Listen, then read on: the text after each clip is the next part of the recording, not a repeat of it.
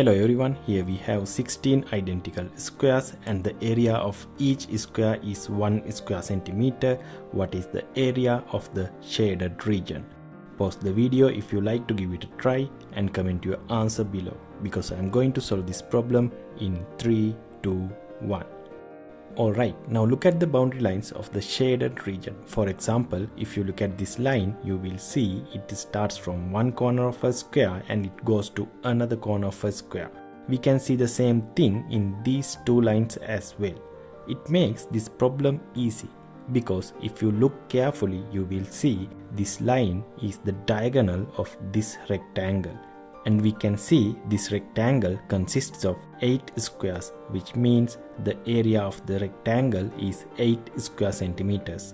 So the area of this triangle is half of it, which is 4 square centimeters. Here we have the second line and it's the diagonal of this rectangle. This rectangle consists of 4 squares, which means the area is 4 square centimeters. So the area of this triangle is half of it, which is 2 square centimeters. Similarly, this line is the diagonal of this rectangle, which consists of 8 squares. So the area is 8 square centimeters and the area of this triangle is half of it, 4 square centimeters. Now this large square consists of 16 smaller squares. So the area is 16 square centimeters.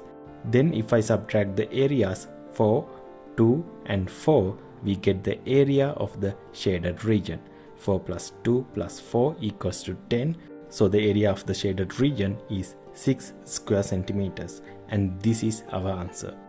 Hope you enjoyed this video. Please like and subscribe so you will not miss my next videos. Cheers.